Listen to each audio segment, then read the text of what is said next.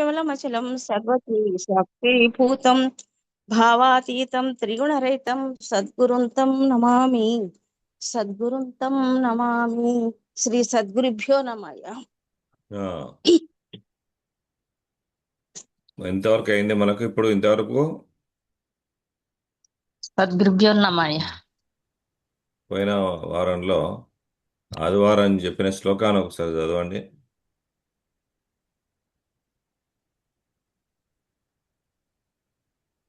అయ్యా, సమాధి లక్షణం వరకు అయింది. ఆ, 109వ శ్లోకం వరకు అయింది అయ్యా. చదవండి. అదొక సద్గురుభ్యో సమాధి నమః అయ్యా. లక్షణం, సమాధి లక్షణం ఒకసారి చదవండి. ఆ, సమాధి అయ్యా లక్షణము సద్గురుభ్యో నమః. సద్గురుభ్యో నమః. సమాధి లక్షణము శ్రీ సద్గురుభ్యో అభ్యాసాన్ని నమః. ముషేణైవ అభ్యాసాన్ని ముషేణైవ సమాధిమధిగచ్చతి ఆజన్మ జనితం పాపం తక్షణాద్ధేవి నశ్యతి. ఓ పార్వతి, జనుడు జ్ఞానాభ్యాసం వలన రెప్పపాటు కాలంలో పరబ్రహ్మమునందే మనోలీనతను పొందుచున్నాడు. జన్మ ప్రభృతి చేయబడిన పాపము అప్పుడే నశించుచున్నది. జన్మ ప్రభృతి చేయబడిన పాపము అప్పుడే నశించుచున్నది అని పోయినసారి ఇంతవరకు అయిందయ్య. ఆ, ఇవాళ ఇక్కడ ఇండిపెండెన్స్ డే ఉన్నది. అది అమెరికాలో స్వాతంత్ర దినోత్సవం ఉంది. అందువల్ల ఇక్కడ ఇంటి చుట్టూ ఇక్కడ మా దగ్గర ఏరోప్లేన్ షో అవుతుంది, ఎయిర్ షో అవుతుంది. అవి చూడండి, ఆ. జెట్ విమానం ఎట్లా పోతున్నారు, రయ్యన పోతున్నాయి ఇక్కడ నుండి. అయ్యా. ఆ, అదే జూలై 4th మనకు ఆగస్ట్ 15th ఎలాగో ఇక్కడ జూలై 4th వాళ్ళకి అలా. అక్కడ అలాగా. అదే అయ్యా. అయితే సమాధి లక్షణం లాస్ట్ మనం సండే రోజు చెప్పుకున్నటువంటి సమాధి లక్షణం చెప్పండి అక్క. ఒక 2 నిమిషాలు చెప్పండి దాని గురించి. ఏం చెప్పారు? అలాగే సమాధి లక్షణము మీరు పారాయణం చేయండి అమ్మ. అభ్యాసాన్ని ముషేణైవ అభ్యాసాన్ని ముషేనైవ సమాధి మధిగచ్చతి సమాధి మధిగచ్చతి. సమాధి మధిగచ్చతి సమాధి మధిగచ్చతి. ఆజన్మ జనితం పాపం ఆజన్మ జనితం పాపం. ఆజన్మ జనితం పాపం ఆజన్మ జనితం పాపం. తక్షణాద్ధేవి నశ్యతి. తక్షణాదేవి నశ్యతి. తక్షణాద్ధేవి నశ్యతి. తక్షణాదేవి నశ్యతి. అయితే ఇక్కడ పలకడంలో అంతా బాగానే వచ్చింది. ఒక్కటి సవరించుకోండి. అంత బాగానే వచ్చింది, ఒక్క దగ్గర పోయింది మీరు అనడంలో. ఎట్లా అంటే అభ్యాసాన్ని ముషేనైవ అంటాం. అట్లా ఆపొద్దు. ముషేనైవ కాదు, నిముషేనైవ అని రావాలి. నిమిషము కూడా అంటే రెప్పపాటు కాలంలో అని రావాలి.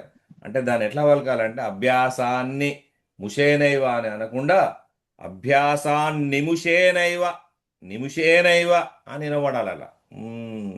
అభ్యాసాన్నిముషేణైవ సమాధిమధిగచ్చతి ఆజన్మజనితం పాపం తక్షణాద్దేవి నశ్యతి అని పలకాలి. అట్లా మిగతా బాగానే వచ్చినాయి. ఒక దగ్గర ఏంటంటే గ్యాబు అభ్యాసాన్ని అని ఆపి ముషేనైవ అంటాం. అట్లా అనొద్దు. ముషేనైవ అనేది పదం కదా, అది అభ్యాసాత్ నిముషేనైవ అని ఉండాలి. కాబట్టి ఏమనాలి దాన్ని? అభ్యాసాన్నిముషేనైవ సమాధిమధిగచ్చతి ఆజన్మజనితం పాపం తక్షణాద్దేవి నశ్యతి. ఇది ఈ రోజుది 110వ శ్లోకాన్ని చదవండి.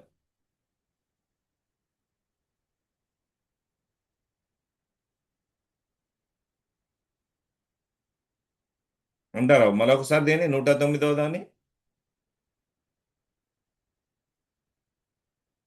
ఇందామయ్య గారు మేము వినలే పోయినసారి. ఏంటిది? మేము పోయినసారి వినలేదు. ఈ ప్రాబ్లం ఉండి అటెండ్ కాలే. వినవరం. అదే అదే అది నేను పంపించాను మీకు. అదే పోయినసారిది ఇది వారి ఆ, గ్రూప్లో వాట్సాప్లో పంపించాను రికార్డర్ది. సరే సరే. రికార్డ్ అయ్యింది, అది వినండి. సరే అయ్యా. అది వింటే సరిపోతుంది. పాదాలు శతకోటి వందనాలు గురుదేవా.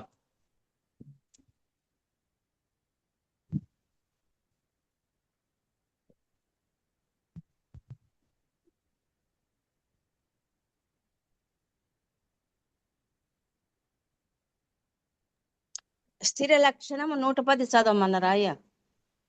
చదవండి. స్థిర లక్షణము 110వ శ్లోకము. తస్యావలోకనం ప్రాప్య సర్వసంగ వివర్జితః. తస్యావలోకనం ప్రాప్య సర్వసంగ వివర్జితః. ఏకాకి నిస్పృహ శాంతః. ఏకాకి నిస్పృహ శాంతః. స్థాతవ్యం తత్ప్రసాదతః. స్థాతవ్యం తత్ప్రసాదతః. జనుడు ఆ పరమాత్మ స్వరూపావలోకనమును పొంది దేహేంద్రియాది సమస్త ప్రపంచము యొక్క కూడికను విడిచి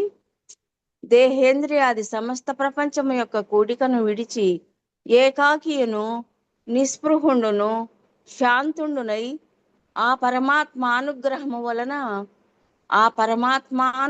వలన స్థిరుడగుచున్నాడు.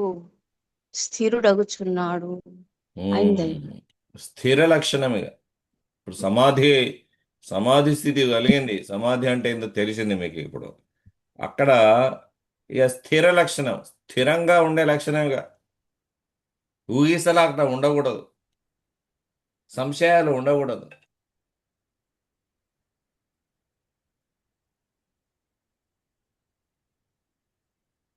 స్థిర లక్షణం పరమాత్మ స్వరూపావలోకనం. దీనిలో సంగరహిత్య పద్ధతి, నిస్పృహ, శాంతి, స్థిరత్వం ఇవన్నీ కలుగుతాయి స్థిర లక్షణంలో. తస్యావలోకనం ప్రాప్య సర్వసంగ వివర్జితః ఏకాకి నిస్పృహ శాంతః స్థాతవ్యం తత్ప్రసాదతః. ఇది శ్లోకం 110వ శ్లోకం. జనుడు ఆ పరమాత్మ యొక్క స్వరూపావలోకమును పొంది దేహేంద్రియాది సమస్త ప్రపంచ సంబంధ కూడికను విడచి ఏకాకి అయి నిస్పృహుడై శాంతుడై ఆ పరమాత్మ అనుగ్రహం వలన స్థిరుడగుచున్నాడు.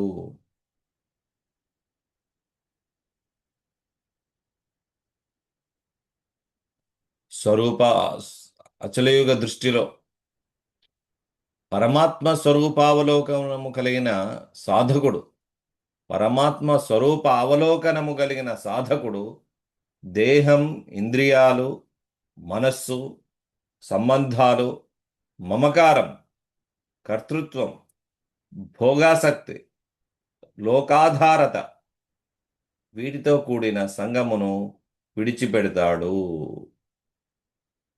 అతడు బాహ్యంగా ప్రపంచంలోనే ఉన్నా అంతర్గతంగా ఏకాకి అవుతాడు.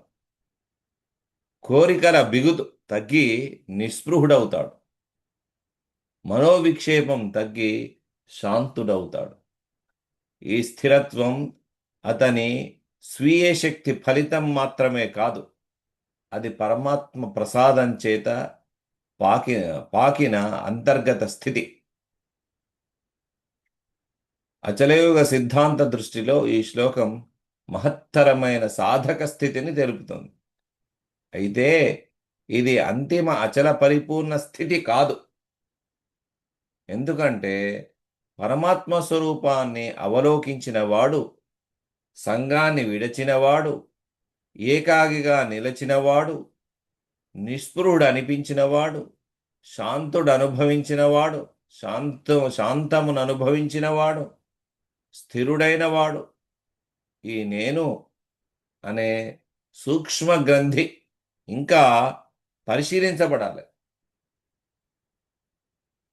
పరమాత్మ అవలోకనం ఎరక రూపమైన చలనక్షేత్రంలో ఉన్న పవిత్ర జ్ఞానస్థితి. అచల పరిపూర్ణము దర్శనము కాదు, దర్శనకర్త కాదు, స్థిరత్వానుభవము కాదు.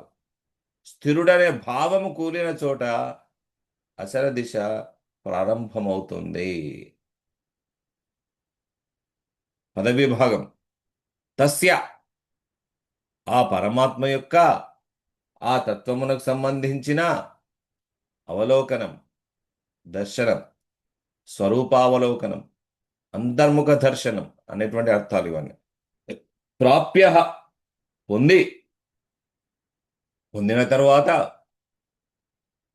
సర్వసంగ, సమస్త సంగము లేక అన్ని బంధక కూడికలు, వివర్జిత, విడిచినవాడు అంటే రహితుడు, విరక్తుడైనవాడు అనర్థాలు.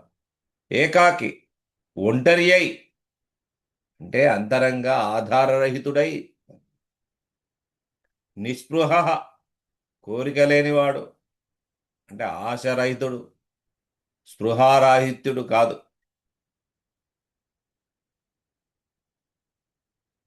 ఆసక్తిరాహిత్యుడు.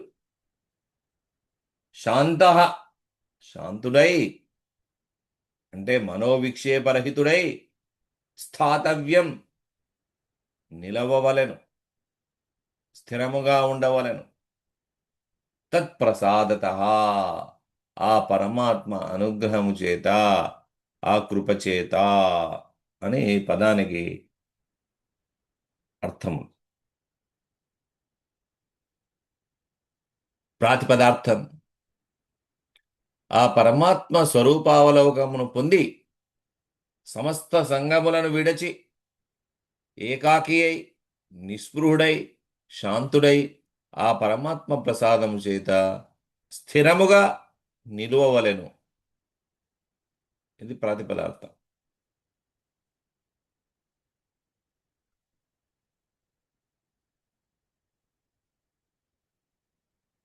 అచలయోగ సిద్ధాంత దృష్టి. ఈ శ్లోకం సాధకుని స్థిర లక్షణాన్ని చూపిస్తుంది. పరమాత్మ స్వరూపావలోకనం కలిగినవాడు తన జీవితాన్ని పూర్వంలా చూడలేడు. ఇంతవరకు సత్యమని అనుకున్న దేహం, ఇంద్రియాలు, మనస్సు, కుటుంబం, ధనం, పేరు, స్థానం, గౌరవం, అవమానం, భోగం, బాధ, కర్తృత్వం ఇవన్నీ ఎరుక యొక్క చలన ప్రవాహంలోని తాత్కాలిక సంకల్ప రూపాలుగా కనిపించడం ప్రారంభమవుతుంది. సంఘం అంటే కేవలం ఇతరులతో కలిసి ఉండటం కాదు. సంఘం అంటే లోపల అంటుకుపోవడం. సంఘం అంటే ఇది నాది అనే మమకారం. సంఘం అంటే ఇది లేక నేను అసంపూర్ణుడిని అనే లోతైన భ్రమ. సంఘం అంటే అనిత్యాన్ని స్వరూపంగా పట్టుకోవడం. పరమాత్మ స్వరూపావలోకనం వలన ఈ సంఘబంధం సడలుతుంది. సాధకుడు ప్రపంచాన్ని విడిచి పారిపోవలసిన అవసరం లేదు.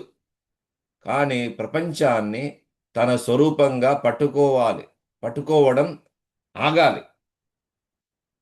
తన స్వరూపం, ప్రపంచాన్ని తన స్వరూపంగా పట్టుకోవడం ఆగాలి. కుటుంబం ఉండవచ్చు, కర్తవ్యాలు ఉండవచ్చు, సేవ ఉండవచ్చు, భక్తి ఉండవచ్చు. కానీ వాటి మధ్య నేను బంధితుణ్ణి అనే అంతర్గత భావన సడలిపోవాలి. ఈ రకమైన సంఘరాహిత్యం పక్వమైనప్పుడు, పరిపూర్ణమైనప్పుడు, మనలో కలిగినప్పుడు అటువంటి సాధకుడు అంతరంగంలో ఏకాకి అవుతాడు. అతడు ఒంటరితనంతో బాధపడేవాడు కాదు. లోకం యొక్క మాటలపైన ఆధారం తగ్గినవాడవుతాడు. ఆధారపడడు లోకంపై. అతడు నిరాశలో పడినవాడు కాదు. ఆసక్తి, ఆధీనత నుండి విముక్తి పొందినవాడు.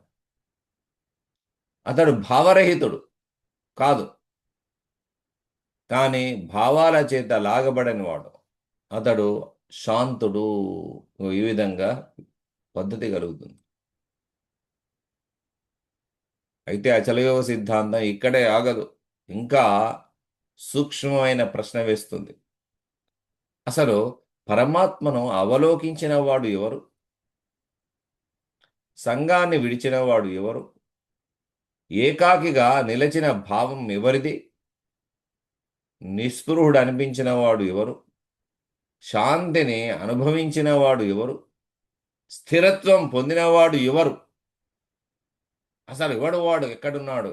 ఈ శరీరంలో ఉన్నాడా అని పరిశీలించినప్పుడే అప్పుడు అంతిమ భ్రాంతి విచ్ఛేదనం జరుగుతుంది. That is BFI, breaking the final illusion. సాధారణ మాయ కూలిన తర్వాత జ్ఞానమాయ కలుగుతుంది, దైవీమాయ ఉంటుంది. ఇంకా జ్ఞానమాయలో నేను చూశాను, నేను విడిచాను, నేను శాంతుడిని, నేను స్థిరుడిని అనే పవిత్రమైన అహంకారం దాగి ఉంటుంది. అదంతా జ్ఞానమాయ.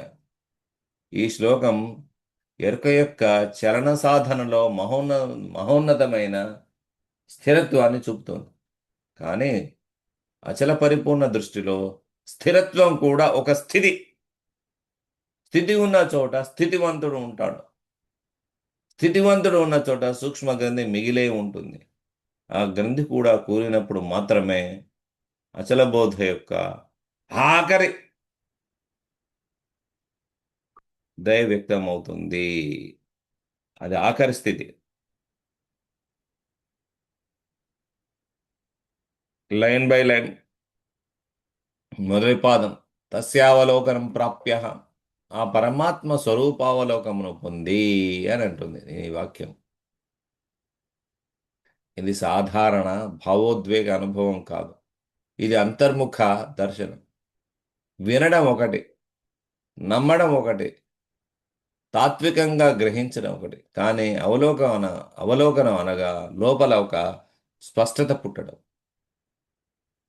దేహం తాత్కాలికమని, మనస్సు చలనమని, ఇంద్రియ అనుభవాలు వచ్చిపోతాయని, కర్తృత్వం కూడా భావన మాత్రమేనని, సంబంధాలు మార్పులోనివని సాధకునికి ప్రత్యక్షమవుతుంది. అయితే అచలయోగ దృష్టిలో ఈ అవలోకనము చివరిది కాదు. ఎందుకంటే అవలోకనం ఉన్న చోట అవలోకనకర్త ఉండవచ్చును. నాకు దర్శనం కలిగింది అనే భావం ఇంకా మిగిలితే అది పవిత్రమైన చరణమే. అచల పరిపూర్ణం దర్శనానికి వస్తువు కాదు, అది చూసేవాడు కాదు, కనిపించేది కాదు అని మొదటి వాక్యం, మొదటి పాదం. సర్వసంగ వివర్జిత రెండవ పాదం, సమస్త సంగములను విడచినవాడు.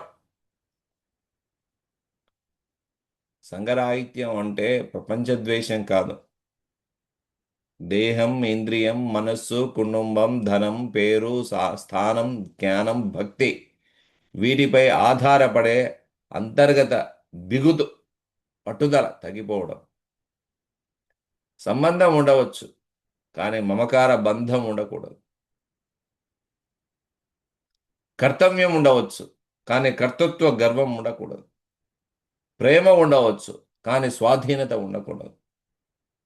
అంటే నాది, నా స్వాధీనంలో ఉంది ఈ కుటుంబం అంతా, నా బిడ్డ చెప్పినట్టు వింటాడు, అల్లుడు చెప్పిన ఇప్పుడు వింటాడు అని అంటాడు ఒక కాలంలో.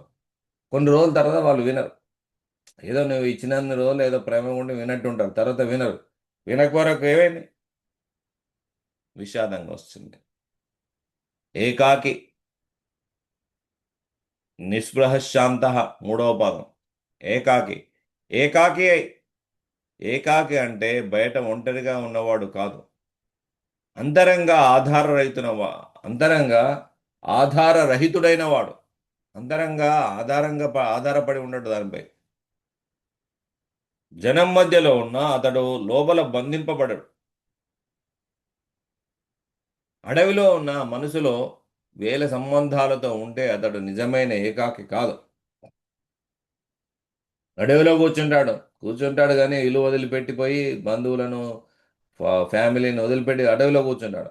అక్కడ వేల ఆలోచనలు వచ్చాయనుకో, వేల సంబంధాల గురించి ఆలోచనలు కలిగే వరకు ఏకాకి అయ్యిందా? అడవిలో కూర్చున్నా కాలేదు. ఏకాకిత్వం ఆధ్యాత్మిక పరిపక్వతలో ఒక పవిత్ర దశ. నేను ఏకాకిని, నేను ప్రపంచం దాటిన వాడిని, నేను ఇతరుల కంటే ఉన్నత సాధకుణ్ణి అనే భావం పుట్టితే అదే ఏకాంత అభిమానం, అంటే ఏకాంతంలో కలిగిన అభిమానం. అప్పుడు ఏకాకిత్వం కూడా గ్రంథిగా మారుతుంది. నిస్పృహ,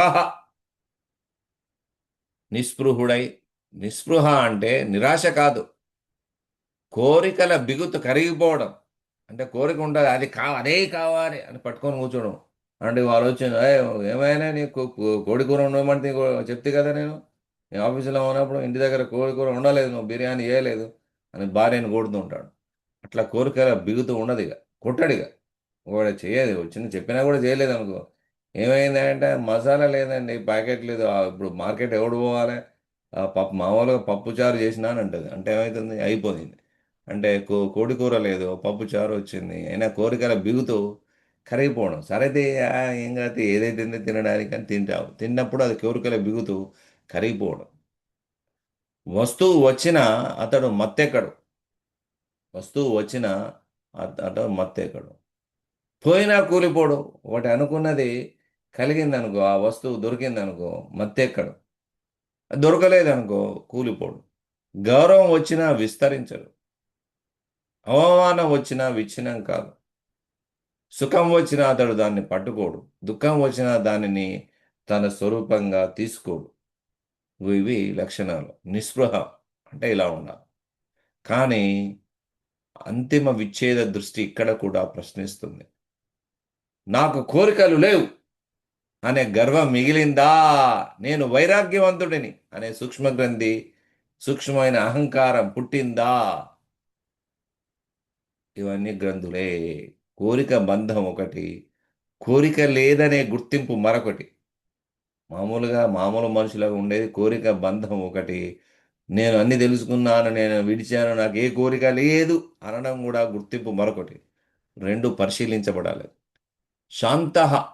శాంతుడై, శాంతి అంటే బాహ్యమౌనం మాత్రమే కాదు, అంతరంగంలో ప్రతిస్పందనల తుఫాను తగ్గిపోవడం, రాగద్వేషాలు లాగలేని స్థితి, చింతలతో కాలిపోని స్థితి, సుఖదుఖాలు స్వరూపాన్ని కదిలించలేని స్థితి. ఇది శాంత స్థితి.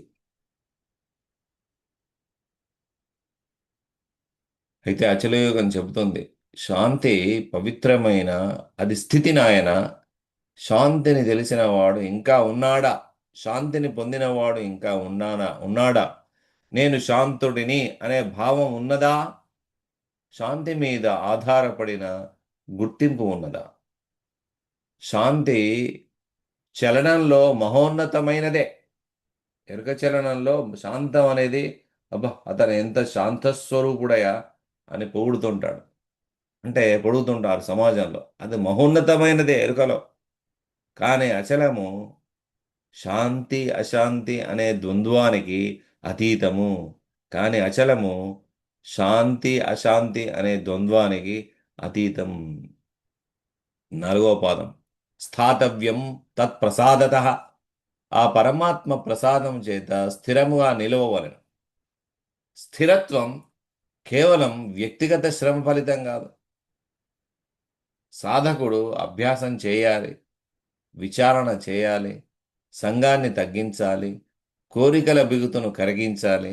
కానీ అంతర్గత స్థిరత్వం పాకడానికి గురుకృప, పరమాత్మ ప్రసాదం, జ్ఞానప్రకాశం అవసరం. మనస్సు తన శక్తితో పూర్తిగా నిశ్చలమవదు. అహంకారం తనను తాను పూర్తిగా తొలగించుకోదు. గ్రంథి తనను తాను పూర్తిగా విప్పుకోదు. కృప వచ్చినప్పుడు మాత్రమే సాధన పాకుతుంది. కాబట్టి గురుకృపయే ఇక్కడ విశేషము. కానీ చివరి ప్రశ్న మిగిలింది ఏమిటి? స్థిరుడైన వాడు ఎవరు? స్థిరత్వాన్ని పొందిన నేను ఎవరు?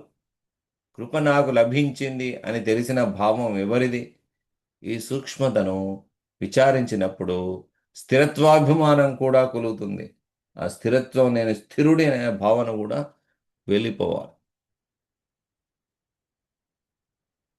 కీలక విశ్లేషణ, క్రిటికల్ అనాలిసిస్, కీ అనాలిసిస్. ఈ శ్లోకం తెలిపే ప్రధాన అంశాలు: పరమాత్మ స్వరూపావలోకనం సాధకుని లోకాసక్తి నుండి పైకి తీసుకువెళ్తుంది. సర్వసంగ రాహిత్యం అనగా బాహ్య పరిత్యాగం కంటే అంతర్గత మమకార విసర్జన. ఏకాకిత్వం అంటే ఒంటరితనం కాదు, అంతర ఆధార రాహిత్యం. నిస్పృహ అనగా నిరాశ కాదు, కోరికల బంధం నుండి స్వాతంత్ర్యం. శాంతి అనగా భావరాహిత్యం కాదు, విక్షేపరాహిత్యం.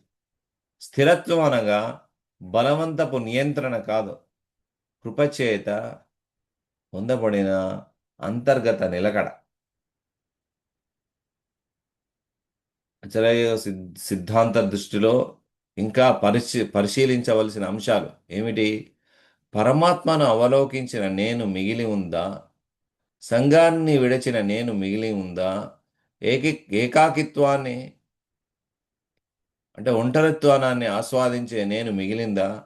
నిస్పృహుడనే ఆధ్యాత్మిక స్వీయ గుర్తింపు మిగిలిందా? శాంతుడనే భావం మిగిలిందా? స్థిరుడనే సూక్ష్మ అహంకారం మిగిలిందా అనే ప్రశ్నలన్నీ వేసుకోవాలి. చలన సాధనలో స్థిరత్వం గొప్పది. ఎరుక రూపమైనటువంటి చలన ప్రపంచంలో స్థిరత్వం అనేది గొప్పది. అచలయోగంలో చివరికి అయినప్పటికీ స్థిరత్వాభిమానం కూడా విడువవలసిందే.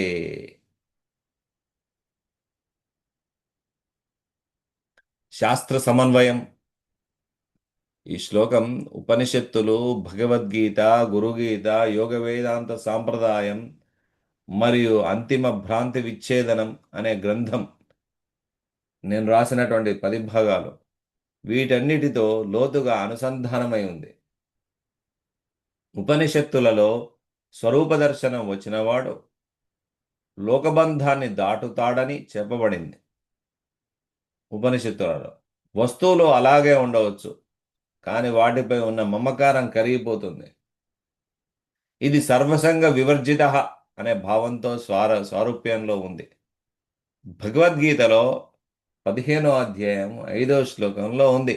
మొదటి పాదంలో నిర్మాణమోహ జితసంగదోష అని చెప్పిన స్థితి ఇక్కడ ప్రతిధ్వనిస్తుంది. సంగదోషాన్ని జయించినవాడు, మానమోహాన్ని దాటినవాడు అంతరంగా నిస్పృహుడు, శాంతుడు అవుతాడు. అలాగే గీతలో యోగస్థః కురు కర్మాణి అని చెప్పిన స్థిరబుద్ధి భావం ఈ శ్లోకంలోని స్థాతవ్యం భావాన్ని బలపరుస్తుంది. గురుగీత సాంప్రదాయంలో గురుకృప లేక జ్ఞానం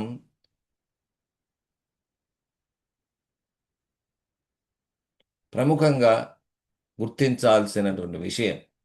గురుకృప లేకుండా మనం ఏది చేయలేం, సాధించలేం. ఇక్కడ తత్ప్రసాదత అనే మాట ఆ కృపాతత్వాన్ని తెలియజేస్తుంది. సాధకుని ప్రయత్నం అవసరం, కానీ ప్రయత్నం పరిపక్వం అవ్వడానికి, పరిపూర్ణం అవ్వడానికి గురువు యొక్క కృప అవసరం. అంటే గురువు యొక్క సంవాదం, ఆ గురువుతోటి మాట్లాడితేనే మనకు తృప్తి, పరిపూర్ణం. యోగ వేదాంతంలో వైరాగ్యం, శమం, దమం, ఉపరతి, తితీక్ష, శ్రద్ధ, సమాధానం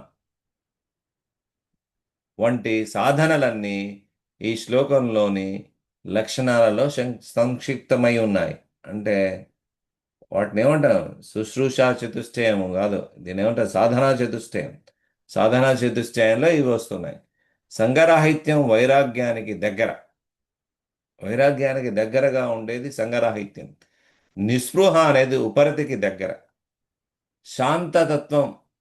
శాంతత్వం శమానికి దగ్గర. స్థిరత్వం సమాధానానికి దగ్గర. ఇవన్నీ ఉపమానాలు. కానీ అంతిమ భ్రాంతి విచ్ఛేదనం అనే గ్రంథంలో ఇక్కడ అత్యంత సూక్ష్మమైన ప్రశ్నను జోడిస్తుంది. వేదాంతం చెప్పిన సాక్షి,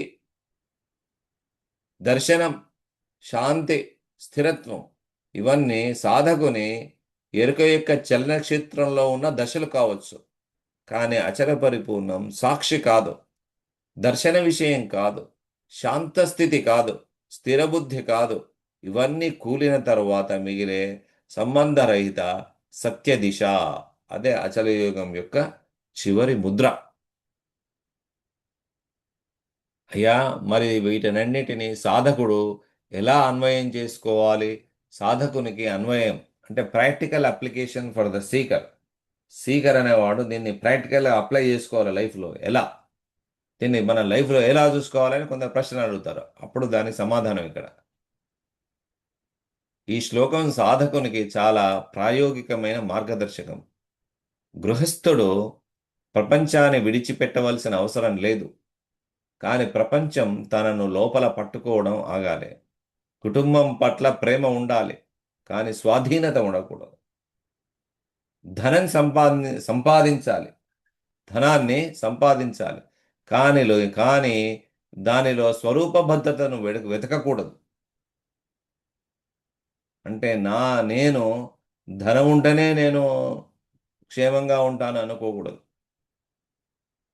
ధనము 1000 కోట్లున్నా ప్రాణం పోయేటప్పుడు ఆపలేదు అది. బాధ్యతలు నిర్వర్తించాలి, కానీ నేనే కర్త అనే గర్వం తగ్గాలి. బాధ్యతలన్నీ నెత్తి మీద వేసుకొని చేయాలి. పొద్దుగా లేవగానే ఏమనుకోవాలి? భర్త బాధ్యత భర్తది, భార్య బాధ్యత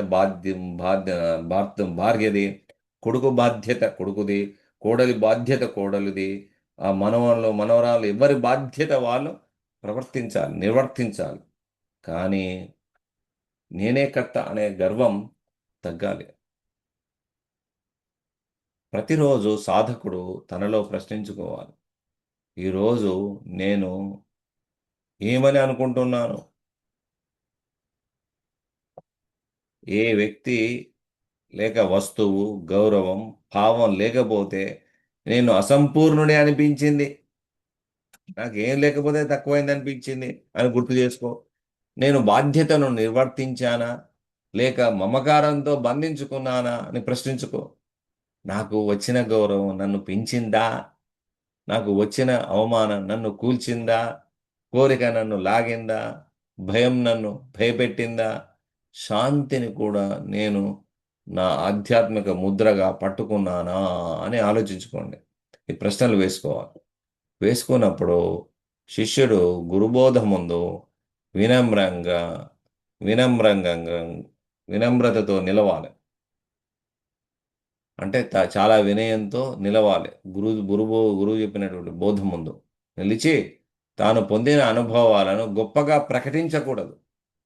నాకు దర్శనం కలిగింది, నేను శాంతుడిని, నేను సంగరహితుణ్ణి అనే భావాలు వస్తే అవి కూడా విచారణకు వస్తువులు కావాలి. కాబట్టి సాధకుని దినచర్యలో ఈ శ్లోకం 3 విధాలుగా ఉపయోగపడుతుంది. తను రోజు చేసే పనుల్లో 3 విధాలుగా ఉపయోగపడుతుంది ఈ శ్లోకం. మొదట, బాహ్య సంఘర్షణ మధ్య అంతర్గత సంగరాహిత్యం అభ్యసించాలి. అంటే ఇంట్లో ఉన్న, బడిలో ఉన్న, మార్కెట్లో ఉన్న అక్కడ సంఘర్షణ ఉంటుంది. ఆ సంఘర్షణ వల్ల నీ మనసు డిస్టర్బ్ కావద్దు. అంతర్గతంలో సంగరాహిత్యం పాటించబడాలి. రెండవది, కోరిక వచ్చినప్పుడు దానిని అణచక దాని ఆధారభావాన్ని చూడాలి. అంటే కోరికలను బలవంతంగా అణచివేసే లక్షణం లేదు అచలయోగ సిద్ధాంతంలో. కానీ ఆ కోరిక దేనిపై ఆధారపడి ఉంది, దానివల్ల ఆ కోరిక వల్ల మంచి చెడులు ఏం జరుగుతాయని ఆలోచించాలి. మూడవది, శాంతి వచ్చినప్పుడు దానిపై గర్వించకుండా శాంతిని తెలిసిన నేను, శాంతిని పొందిన నేను అనేది ఎవరు అనేది విచారణ చేసుకోవాలి. ఈ 3 విధాలుగా మనం ఉపయోగపడుతుంది ఈ శ్లోకం. ఈ విధంగా ఈ శ్లోకం భోగసంగం అంటే ఇంద్రియాల భోగంతో కూడుకున్నటువంటి సంగం నుండి జ్ఞానస్థిరత్వానికి తీసుకెళ్తాం. ఆ స్థిరత్వం నుండి అక్కడి నుండి కూడా అక్కడే ఆగిపోకుండా ఆ జ్ఞానస్థిరత్వం నుండి అచల దిశకు సాధకుని నడిపిస్తుంది ఈ శ్లోకం. కాబట్టి కూలిపోవలసిన మాయ, the illusion that must collapse. ఏమేం పోవాలి ఇది తెలుసుకుంటే అంటే, ఈ శ్లోకంలో కూలిపోవలసిన మాయ సాధారణ లోకమాయ మాత్రమే కాదు, చాలా పవిత్రమైన జ్ఞానమాయ కూడా కూలిపోవాలి. కూలిపోవలసిన స్థూల మాయలు, స్థూలంగా కల్పించే మాయలు.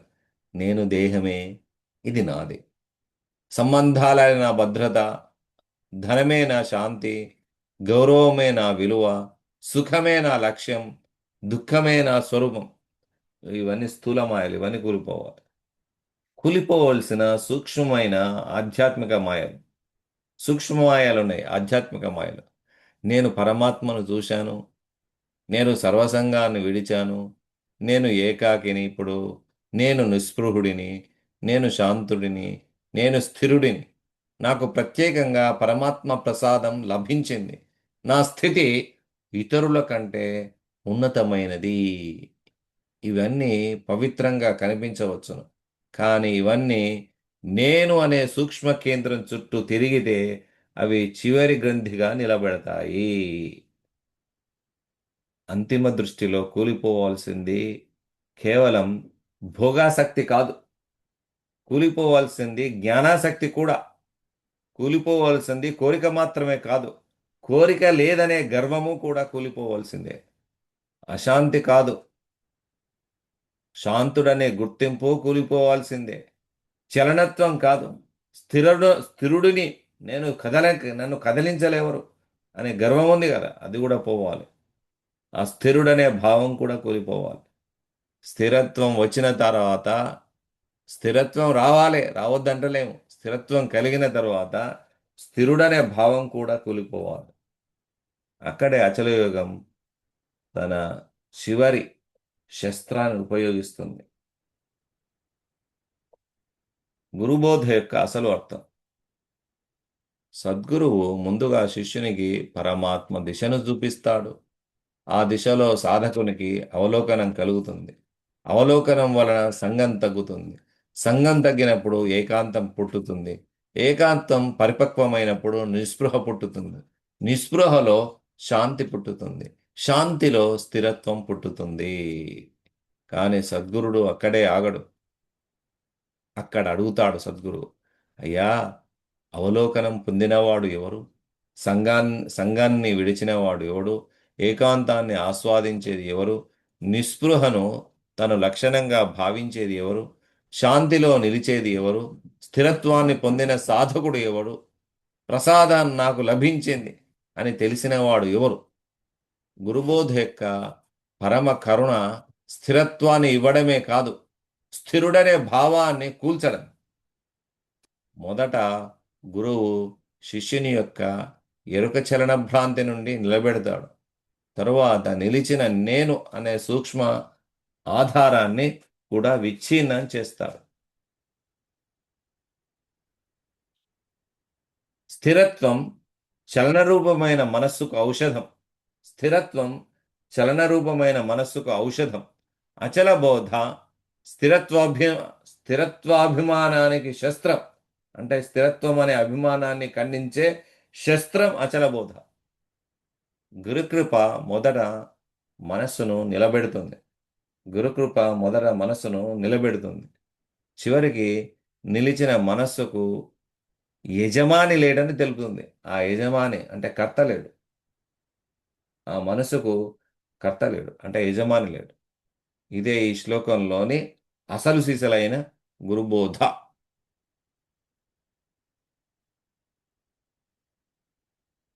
చివరి సారాంశం. ఈ శ్లోకం సాధకుని స్థిర లక్షణాన్ని గొప్పగా బోధిస్తుంది. పరమాత్మ స్వరూపావలోకనం కలిగిన వాడు దేహేంద్రియాది ప్రపంచ సంబంధాల కూడిక నుండి అంతరంగా విముక్తి పొందుతాడు.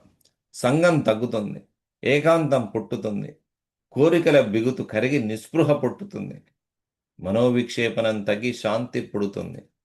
పరమాత్మ ప్రసాదం చేత స్థిరత్వం పాకుతుంది, వ్యాపిస్తుంది. కానీ అచలయోగ సిద్ధాంతం చివరికి అడుగుతుంది ఏమని? పరమాత్మ అవలోకనం చివరిది కాదు, సంగరహిత్యం చివరిది కాదు, ఏకాకిత్వం చివరిది కాదు, నిస్పృహ చివరిది కాదు, శాంతి చివరిది కాదు, స్థిరత్వం కూడా చివరిది కాదు. ఎందుకంటే ఇవన్నీ స్థితులు. స్థితి ఉన్న చోట స్థితిని తెలిసిన వాడు ఉండే అవకాశం ఉంది. ఆ తెలిసిన వాడే సూక్ష్మ గ్రంథి. అతడు నేను చూశాను, నేను విడిచాను, నేను శాంతుడిని, నేను స్థిరుడిని అని పవిత్రంగా నిలవవచ్చును. అదే జ్ఞానమాయ. పరమాత్మ అవలోకనం సంఘాన్ని కరిగిస్తుంది. సంగరాహిత్యం నిస్పృహను పుట్టిస్తుంది. నిస్పృహ శాంతిని ఇస్తుంది. శాంతి స్థిరత్వానికి దారితీస్తుంది. కానీ అచల పరిపూర్ణం దర్శనం కాదు, సంగరాహిత్యం కాదు, శాంతి కాదు, స్థిరత్వం కాదు. స్థిరత్వం ఎరుక చలనంలో ఉన్న మహోన్నతమైన పవిత్ర స్థితి నిజమే. అచలము స్థిరత్వము కాదు, స్థిరుడు కాదు. స్థితులు, స్థితివంతుడు, ప్రసాదం పొందినవాడు ఇవన్నీ కూలిన చోట మిగిలేది సంబంధాతీతమైన, అనుభవాతీతమైన అచల పరిపూర్ణ పరబ్రహ్మమే. అచలయోగ ముద్ర శ్లోకం. నావలోకనం న సంగత్యాగో నైకాకి న స్థిరత స్థిరాహం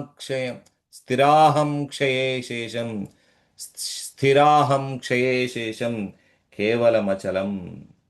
నావలోకనం న సంగత్యాగో నైకాకి న స్థిరత స్థిరాహం క్షయే శేషం కేవలమచలం. అవలోకనము కాదు, సంగత్యాగము కాదు, ఏకాకిత్వము కాదు, స్థిరత్వము కాదు. స్థిరుడనే సూక్ష్మ అహం కూలినప్పుడు, స్థిరుడను నేను అనే సూక్ష్మ అహం కూలినప్పుడు మిగిలేది అచల పరిపూర్ణ పరబ్రహ్మము మాత్రమే. స్థిరత్వం సాధకుణ్ణి రక్షిస్తుంది. స్థిరుడనే భావం సాధకుని బంధిస్తుంది. స్థిరత్వం సాధకుని రక్షిస్తుంది. స్థిరుడనే భావం సాధకుని బంధిస్తుంది. అవలోకనం సంఘాన్ని కరిగిస్తుంది. అచలబోధ అవలోకన కర్తను కరిగిస్తుంది.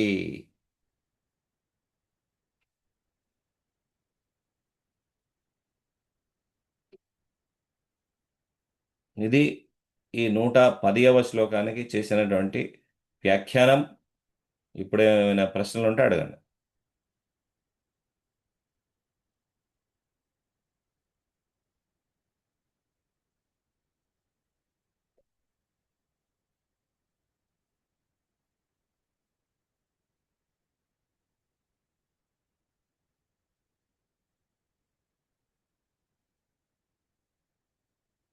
అయ్యా సద్గురుభ్యోనం అయ్యా.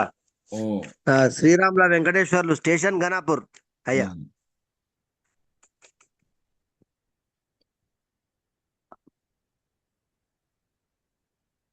ఉమ్. ఉన్నాయా ప్రశ్నలు ఏమైనా? ఒక ప్రశ్న సార్. ఇది ఆధార భావాన్ని చూడాలి. శాంతి వచ్చినా గర్వపడకుండా శాంతి పొందేది ఎవరు నేను అనేది దాన్ని పరిశీలించాలి. దానికన్నా ముందు ఒకటి చెప్పారు, అది రాయలేకపోయాను అయ్యా. 15వ అధ్యాయంలో 5వ శ్లోకం చెప్పిన తర్వాత 3-4 లైన్ల తర్వాత చెప్పారు. ఇది అది కొంచెం ఫాస్ట్ చెప్పేసారు, రాయలేకపోయారు.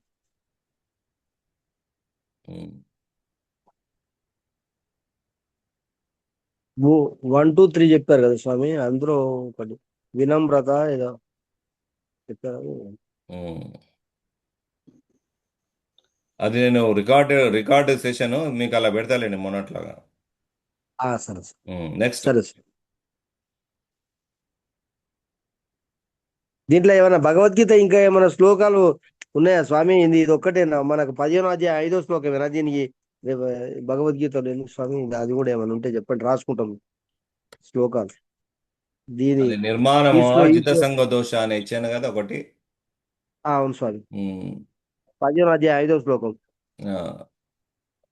2వ అధ్యాయం 55వ శ్లోకం కూడా ఉంటుంది. అంటే నిస్పృహ, కోరిక లేకుండా ప్రజహాతి యదా కామాన్ సర్వాన్ పార్థ మనోగతాన్ ఆత్మన్యేవాత్మనా తుష్టః స్థితప్రజ్ఞస్తదోచ్యతే. అది 55వ శ్లోకం, 2వ అధ్యాయం సాంఖ్యయోగం. అవును సార్. ప్రజాహతి ఓ యథా పార్థ కామన్. అంటే ఓ పార్థ, మనసులో పుట్టే సమస్త కామములను విడిచి తనలో తానే తృప్తిగా నిలిచిన వాడిని స్థిత ప్రజ్ఞుడు అంటారు అని ఉంది. ప్రజహాతి ప్రజహాతి యదా కామాన్ సర్వాన్ పార్థ మనోగతాన్ ఆత్మన్యేవాత్మనా తుష్టః స్థితప్రజ్ఞస్తదోచ్యతే. అంటే ఇది నిస్పృహ గురించి చెప్పబడినటువంటి. నిస్పృహ. ఉమ్. అంటే ప్రజహాతి యదా కామాన్ అంటే మనసులో పుట్టే సమస్త కామములను విడిచి, కామాలను విడిచి, సర్వాన్ పార్థ మనోగతాన్ అంటే అది ప్రజాహాతి ప్రజహాతి ప్రజహాతి యదా కామాన్ సర్వాన్ పార్థ మనోగతాన్ అంటే మనసులో పుట్టే సమస్త కామములను అంటే కోరికలను విడిచి, అంటే అక్కడ నిస్పృహ. అది తర్వాత 56వ శ్లోకం కూడా దాని తర్వాత 55, 56 తీసుకోండి, 2వ అధ్యాయంలో. దుఃఖేశ్వరు. దుఃఖేష్వనుద్విగ్ దుఃఖేష్వనుద్విగ్న మనః సుఖేషు విగత స్పృహ వీతరాగ భయక్రోధ స్థితధీర్మునివృచ్యతే. అది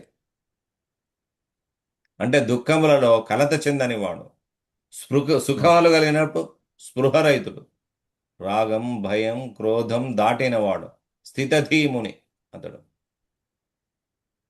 అంటే ఇది నిస్పృహ శాంతకు సరిపోతుంది. నిస్పృహ శాంత అన్నాం కదా గురుగీతలో, దానికి సరిపోయింది. శాంత. అది తర్వాత 57 కూడా, 55, 56, 57.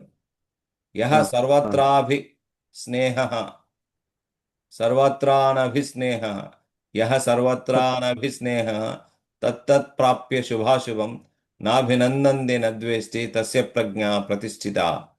అంటే ఎక్కడ మమకారం అంటుకోనివాడు, శుభం వచ్చిన ఆనందోత్సాహంతో పట్టుకోడు, అశుభం వచ్చిన ద్వేషించడు, అతని ప్రజ్ఞ స్థిరమైనది. ఇది సర్వసంగ వివర్జిత స్థాతవ్యం. ఈ 2 పదాలకు, ఈ 2 వాక్యాలకు సరిపోతాయి. సర్వసంగ వివర్జిత స్థాతవ్యం అనే దానికి 57. తర్వాత 58 కూడా ఉన్నది. 50 యదా సంహరతే ఛాయం కూర్మోంగానివ సర్వశః ఇంద్రియానింద్రియార్థేభ్యః తస్య ప్రజ్ఞా ప్రతిష్ఠిత. ఇగో ఇది అంటే తాబేలు తన అవయవాలను లోపలికి తీసుకున్నట్లుగా ఇంద్రియాలను ఇంద్రియ విషయాల నుండి ఉపసంహరించిన వాని ప్రజ్ఞ స్థిరమవుతుంది. అంటే దేహేంద్రియాది సంగమమును విడిచిపెట్టి ఉండాలి. అంటే ఈ విధంగా విషయాల నుండి దూరంగా ఉండడం. అంటే ఒక తాబేలు గనక తన అవయవాలను కాళ్ళని చేతుల లోపల తీసుకుంటా కదా డిప్పలోకి, అలా చేసుకోవాలి అనేది. అంతేకాదు ఇంకా 64, 65వ శ్లోకం కూడా భగవద్గీతలో. 64, 65. రాగద్వేష వియుక్తైస్తు విషయానింద్రియైశ్చరన్ ఆత్మవశ్యైర్విధేయాత్మ ప్రసాదమధిగచ్చతి. ప్రసాదం అని వచ్చిందా లేదా? ప్రసాదే సర్వ దుఃఖానాం హానిరస్యోపజాయతే ప్రసన్న చేతసో హ్యాశు బుద్ధి పర్యవతిష్టతే అని ఉందా లేదా? అది 57, 65. అది 65. అంటే రాగద్వేష రహితుడై నియంత్రిత ఇంద్రియాలతో విషయాలలో సంచరించిన వాడు ప్రసాదాన్ని పొందుతాడు. ఆ ప్రసాదం వల్ల దుఃఖములు తొలుగుతాయి. ప్రసన్న చిత్తుడైన వానికి బుద్ధి త్వరగా స్థిరమవుతుంది. ఇంకో ఇది స్థాతవ్యం తత్ప్రసాదత అంటే. అంటే ఆ గురువు నుండి ప్రసాదం పొందితే దుఃఖహాని కలిగి బుద్ధి స్థిరత పొందుతుంటాడు. బుద్ధిలో స్థిరత పొందుతాడు. స్థిరత చాలా శ్లోకాలు ఉన్నాయి. 71 కూడా 2వ అధ్యాయం. నిర్మమ నిస్పృహ శాంతికి సంబంధించి 71. ఏముంది? విహాయ కామాన్ యహ సర్వాన్ పుమాంచరతి నిస్పృహ. వచ్చిందా లేదా? నిస్పృహ నిర్మమో నిరహంకార సశాంతిం అధిగచ్చతి. అంటే సమస్త కామములను విడిచి నిస్పృహుడై నిర్మముడై నిరహంకారుడై జీవించువాడు శాంతిని పొందుతాడు. ఇదంతా వచ్చింది ఇప్పుడు ఈ శ్లోకంలో నేను చెప్పిన విషయాలని.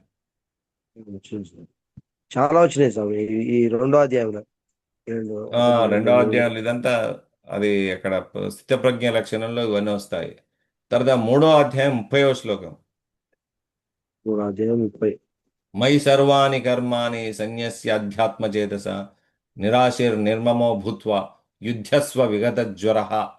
అది 30వ శ్లోకం.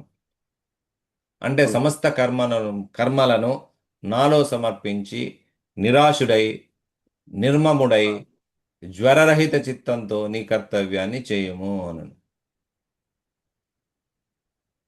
5వ అధ్యాయం 3వ శ్లోకం కూడా ఉంటుంది. జ్ఞేయస్స నిత్య సన్యాసే యోన ద్వేష్టి నకాంక్షతి నిర్ద్వంద్వో హి మహాబాహో సుఖం బంధాత్ ప్రముచ్యతే. ద్వేషించని కోరని వాడే నిజమైన నిత్య సన్యాసి, ద్వంద్వరహితుడు, సులభంగా బంధం నుండి విముక్తి పొందుతాడు. తర్వాత 6వ అధ్యాయం 10వ శ్లోకం. యోగి యుంజీత సతతం ఆత్మానం రహసి స్థిత. యోగి యుంజీత సతతం ఆత్మానం రహసి స్థిత ఏకాకీ యత చిత్తాత్మ నిరాశిర్ అపరిగ్రహ. యోగి ఏకాంత స్థలంలో ఏకాకిగా నియంత్రిత చిత్తంతో ఆశ లేనివాడై సేకరణ రాహిత్యంతో, అంటే పోగు చేసుకోడు, సేకరణ రాహిత్యంతో తనను యోగంలో నిలుపుకోవాలి. అపరిగ్రహ అంటే అది సేకరణ రాహిత్యం. చాలా వచ్చింది స్వామి. 6వ అధ్యాయంలో 14, 15, 12వ అధ్యాయంలో 13, 14, 14వ అధ్యాయంలో 12వ అధ్యాయంలో 13, 14 అద్వేష్ట సర్వభూతానాం మైత్రః కరుణ ఏవ చ నిర్మమో నిరహంకార సమదుఃఖ సుఖక్షమి సంతుష్ట సతతం యోగి యథాత్మా దృఢ నిశ్చయ మయ్యర్పిత మనోబుద్ధిర్ యోమద్భక్త సమే ప్రియ. 13, 14. 6వ అధ్యాయం ఎంత గురుదేవా? 6వ అధ్యాయం 6వ అధ్యాయంలో 14, 15 ప్రశాంతాత్మ విగతభి అని ఉంటుంది. ఇప్పుడు ఇంకోటి చెప్పారు అయ్య గారు. ఇప్పుడు ఇంకో అధ్యాయం 14వ అధ్యాయంలో 14లో 22 నుండి 25 వరకు. 14లో 22 నుండి 25 వరకు. 25. 15వ అధ్యాయంలో 5వది మొదలు చెప్పాను. తర్వాత 18వ అధ్యాయంలో 54 శ్లోకం. చివరి అధ్యాయంలో 54. 12వ అధ్యాయంలో 5వ శ్లోకం, 18లో 54 శ్లోకం. ఇవన్నీ మామూలు కాదు, ఎన్ని ఉన్నాయి చూడు. మొత్తం కలిపి ఒక చాలా శ్లోకాలు వచ్చినాయి ఇప్పుడు ఇవన్నీ చూస్తే. 12వ అధ్యాయంలో 5వ శ్లోకం కూడా ఉందా స్వామి? 15వ అధ్యాయంలో 5వ శ్లోకం. 15, 12లో 13, 14, 14లో 22, 25, 13, 14, 20 వచ్చినాయి అయ్య గారి. 18వ అధ్యాయంలో 54వ శ్లోకం కూడా. బ్రహ్మభూత ప్రసన్నాత్మ నశోచతి నకాంక్షతి సమస్సర్వేషు భూతేషు మద్భక్తిం లభతే పరాం. ఇది 8వ అధ్యాయం అయ్య గారు. ఇది 18వ అధ్యాయం 54వ శ్లోకం. 54. బ్రహ్మభూత ప్రసన్నాత్మ నశోచతి నకాంక్షతి సమ సర్వేషు భూతేషు మద్భక్తిం లభతే పరాం. ఇది 18వ అధ్యాయంలో 54వ శ్లోకం స్వామి. అవునవును. బ్రహ్మభూతుడైన వాడు ప్రసన్నాత్ముడు, శోకించడు, కోరడు, సమదృష్టితో ఉంటాడు, పరాభక్తిని పొందుతాడు. ఇవి చాలా వచ్చినాయి శ్లోకాలు ఇలా. ఈ శ్లోకం ఇది ఇంపార్టెంట్ శ్లోకం కాబట్టి అయ్యండి. గురుగీతలో చాలా ఇంపార్టెంట్ శ్లోకం అండి. స్థితి అంటే స్థిర లక్షణం. అదే స్వామి. దానికోసమే కదా ప్రతి ఒక్కడు చంచలనం లేకుండా ఉండాలి. అచల స్థితి అంటే అచ్యుత అంటే చ్యుతి లేని స్థితి కావాలంటే ఇదే స్థిరంగా అంటే ఇక సంశయరహిత పద్ధతి కలగాలంటే ఇది ఈ శ్లోకం. ఇవన్నీ చెప్పండి, దీనికి రిలేటెడ్ శ్లోకాలు ఇవన్నీ.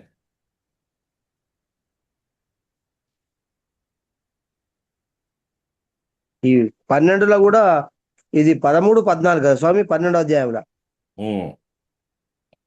అద్వేష్ట సర్వ నిర్మమో నిరహంకార సమదుఃఖ సుఖక్షమి ఉమ్. సంతుష్ట సతతం యోగి యతాత్మాన దృఢ నిశ్చయ యుతాత్మా దృఢ నిశ్చయ. మయ్యార్పిత మనోబుద్ధి యోమద్భక్తస్య మే ప్రియ. ఇది 14వ అర్పిత శ్లోకం. మనోబుద్ధిర్యో మద్భక్త సమే ప్రియ. అదే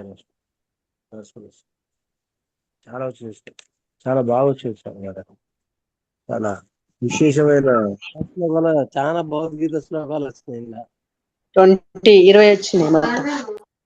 2, 3, 4, 5, 6, 7, 8, 9, 10, 11, 12, 2, 13, 14, 15, 16, 17, 18, 20 శ్లోకాలు వచ్చినాయి స్వామి. 9, 10, 11, 12, 20 వచ్చినాయి అన్నయ్య. 14, 22, 23, 24, 25, 4, 2, 5, 4, 2, 6, 7, 8, 9, 10, 11, 12, 13, 14, 15, 16, 17, 18, 19, 20. కరెక్ట్ 20 శ్లోకాలు వచ్చాయి. ఇంకేమైనా ఉన్నాయా 20 శ్లోకాలు ప్రశ్నలు? వచ్చాయి. చాలా ఇలా పెద్ద పెద్ద ప్రశ్న వచ్చేసింది ఇలా. ఉమ్. ఇది ఇది ఇది చివరి బోధ చాలా కదా. ఇంపార్టెంట్ ఇదంతా ఉన్నట్టుంది. ఇదంతా అంతిమ బోధ, ఇదంతా సారాంశం. కాబట్టి భగవద్గీతలో ఉన్న సారాంశం అంతా కూడా ఈ ఒక్క శ్లోకంలో జింపారు. ఈ ఒక్క శ్లోకంలో ఆ 20 శ్లోకాల సారాంశాన్ని మొత్తం కూడా ఈ 110వ శ్లోకంలో ఉంది గురుగీతలో. అందుకోసం గురుగీత మామూలు గ్రంథం కాదు. నిత్య గ్రంథం కదా అయ్య గారు ఇది. ఉమ్. అయ్యా 16వ అధ్యాయంలో మాత్రం ఒక శ్లోకం కూడా రావట్లేదు అయ్యా. అది మన దైవాసుర సంపద్ విభాగ యోగంలో ఆ అది ఎక్కువ గురుగీతకు రావట్లేదు అని అనిపిస్తుంది. అది అంటే ఆ శ్లోకాలు దాంట్లో అది ఓది విశ్లేషణేనా, అది ఎట్లా స్వామి, అది అర్థం కావట్లేదు. ఇంకున్నాయి కదా శ్లోకాలు ఇంకా.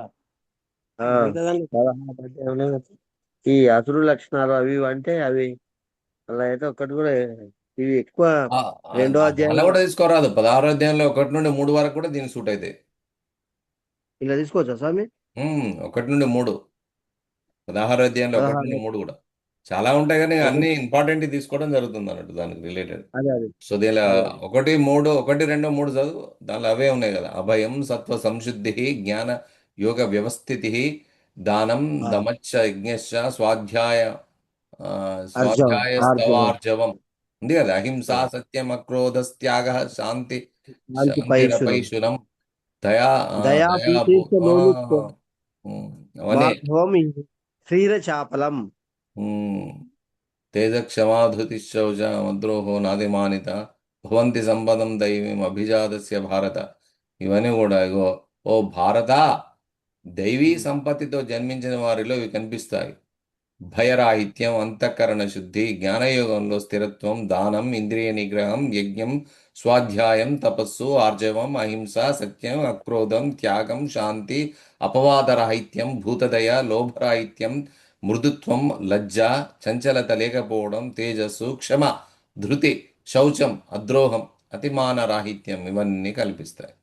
అంటే ఇక్కడ ఇక సర్వసంగ వివర్జిత, త్యాగ, నిస్పృహ, శాంత, స్థాతవ్యం తత్ప్రసాదత అని చెప్పిన దానికి ఇవన్నీ సరిపోతాయి. ఇవన్నీ ఏకాకి, ఇవన్నీ ఆ, త్యాగం, శాంతి, ఇవన్నీ రాహిత్యాలు ఇప్పిన కదా. సర్వసంగ రాహిత్యం వివర్జిత, సర్వసంగ అవును. వివర్జిత అంటే నిస్పృహ, శాంత ఇవంటి వాటిలో వస్తాయి. చాలా వచ్చేది సార్. ఈ శ్లోకం మాత్రం చాలా విశేషంగా మంచిగా అర్థమైంది. ఇది విశేషమైన శ్లోకం. విశేషం, చాలా విశేషం. శ్లోకం రికార్డు పంపించండి. ఇది అయ్యా, ఇది రికార్డు పంపిస్తే అందరికి ఉపయోగం ఉంటుంది. పంపిద్దాం, వాట్సాప్లో గ్రూప్లో పెడితే వినండి అందరు, రాసుకోండి. వాట్సాప్ ఎందుకంటే స్థిర అదే. స్థిర లక్షణం అంటే స్థిర అంటే ఏంటంటే గురుగీత కదలనిదని, బుక్ స్థిరంగా ఉండడం. ప్రింట్ ప్రిపేర్ అయిపోతాను నేను.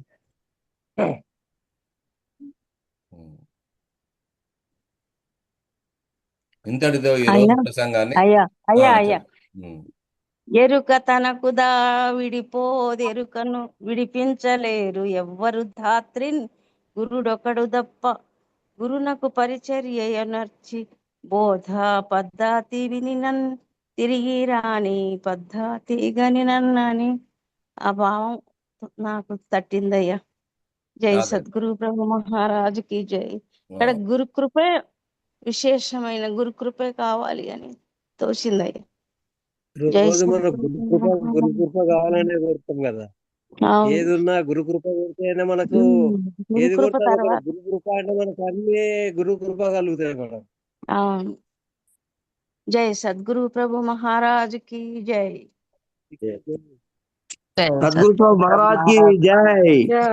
జై సద్గురు సర్వం సద్గురు జై సర్వం సద్గురు చరణార విందార్పణమస్తు. సర్వం శ్రీ సద్గురు చరణార విందార్పణమస్తు. సర్వం సద్గురు చరణార్పణమస్తు.